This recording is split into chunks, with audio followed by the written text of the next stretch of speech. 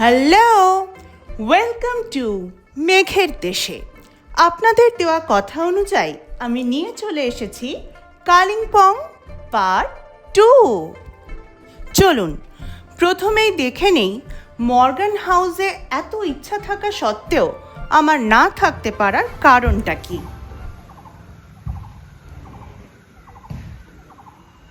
এইটা হচ্ছে মর্গান হাউসের মেন এন্ট্রান্স। দেখতেই পাচ্ছেন গেট বন্ধ, কিন্তু কেন বলুন তো? চলুন দেখি। এই যে রাস্তা থেকে মর্গান হাউসের ভিউ, কিছু বুঝতে পারছেন? আগে হ্যাঁ, মর্গান হাউসের রেনোভেশন চলছে। এবার চলুন ব্যাপারটা একটু ভিতর থেকে দেখে আসি। তাশিডিং বাংলো থেকে মর্গান হাউস পর্যন্ত যাওয়ার মর্গান হাউস ক্যাম্পাসের ভিতর দিয়েই একটা রাস্তা আছে, আর এইটা হলো মর্গান হাউসের পিছনের দিক। ভালো করে দেখুন, এখান থেকে কিন্তু মিসেস মর্গানের রুমটাও দেখা যায়। খুব ইচ্ছা ছিল জানেন, মিসেস মর্গানের রুমটায় একবার থাকবো, কিন্তু এবারে তো আর হলো না। দেখা যাক পরে কখনো হয় কিনা। আর এই হচ্ছে মর্গান হাউসের সামনের দিক। দেখেছেন কি অবস্থা? আর এই অবস্থায় মিসেস মর্গানের মুডটা যে খুব একটা ভালো থাকবে না, সেটাই স্বাভাবিক। তাই চলুন আবার তাশিডিং বাংলোয় ফিরে যাই। আর এইটা হচ্ছে মর্গান হাউস থেকে তাশিডিং বাংলোয় যাওয়ার ক্যাম্পাসের ভিতরের রাস্তা। বাঁ দিকে রাস্তার ধারে ধারে লক্ষ্য করুন, যে কটেজগুলো রয়েছে এগুলোই হচ্ছে মর্গান হাউস কটেজ।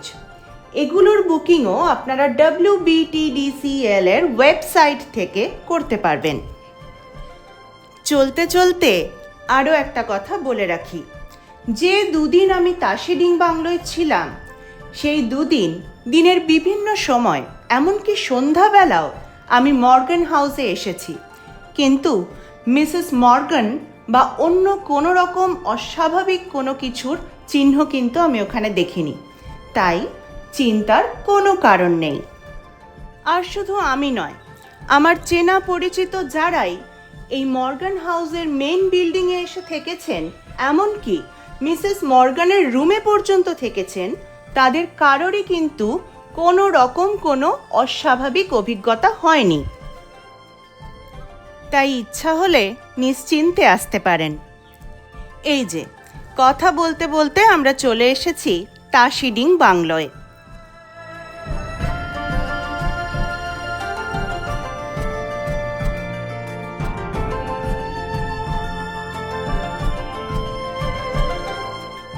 আর এবারে চলুন যাওয়া যাক মর্গান হাউসের ঠিক অপোজিটের গল্ফ কোর্সে। এই যে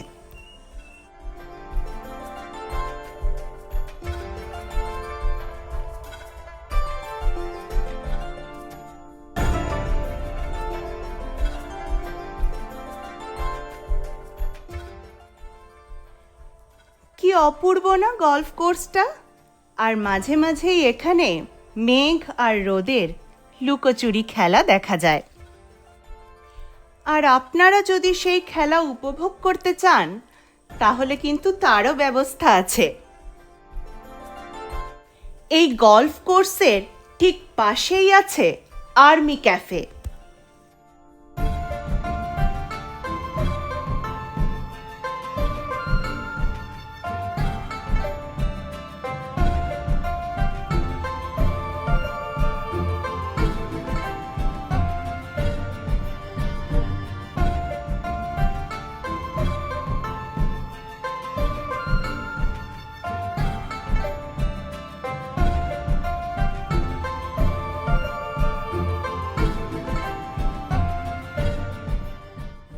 যেখানে বসে গরম কফিতে চুমুক দিতে দিতে আপনারা এই মেঘ আর রোদের লুকোচুরি খেলা বেশ উপভোগ করতে পারবেন। এই ক্যাফের পরিবেশটাও কিন্তু খুব সুন্দর।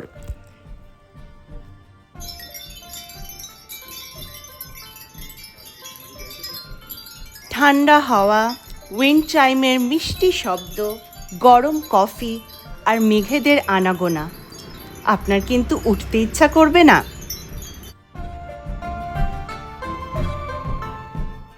সকালবেলা এখানে বিভিন্ন ধরনের ব্রেকফাস্টও পাওয়া যায়।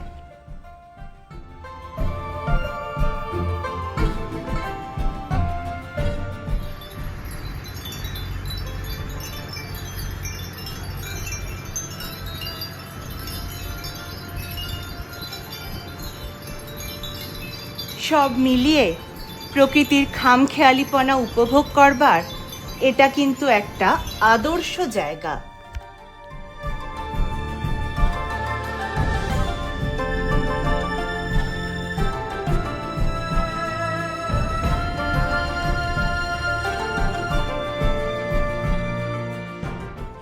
বিকেলবেলা আমি বেরোলাম দূরপিন মনাস্ট্রির পথে। মর্গান হাউস থেকে আধ ঘন্টার চড়াই ভেঙে পৌঁছাতে হয় দূরপিন মনাস্ট্রিতে। মনাস্ট্রিতে যাবার রাস্তাটা এক কথায় অসাধারণ, কিন্তু এই এরিয়াটাতে ফটোগ্রাফি এবং ভিডিওগ্রাফি প্রহিবিটেড হওয়ার কারণে গোটা রাস্তার ভিডিও আমি তুলতে পারিনি।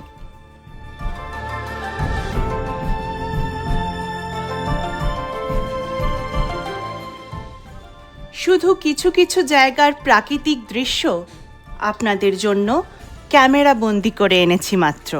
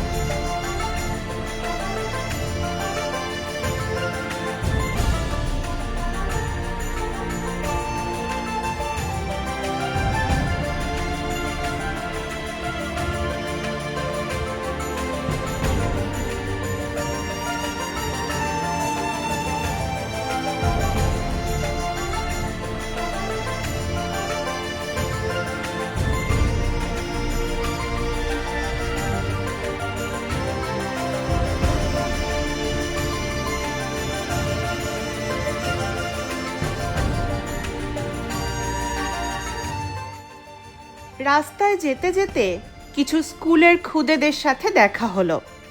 তাদের কাছ থেকেই মনাস্ট্রির রাস্তা জেনে খুঁজে খুঁজে যখন মনাস্ট্রিতে গিয়ে পৌঁছালাম, ততক্ষণে মনাস্ট্রি বন্ধ হয়ে গেছে।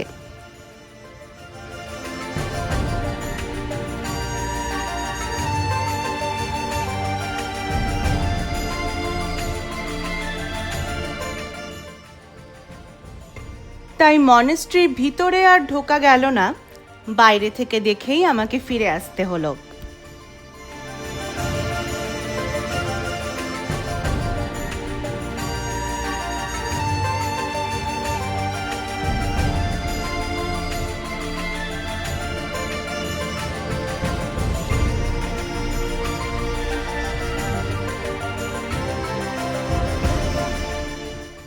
এই হলো দূরপিন মনাস্ট্রি। এটাই ছিল আমার কালিম্পংয়ের অভিজ্ঞতা। এবার পালা তৃতীয় গন্তব্যে যাবার।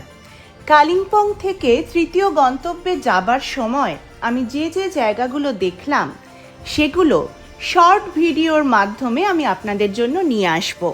আর তারপরে থাকবে আমার তৃতীয় গন্তব্য। তাই আজকে এই পর্যন্তই।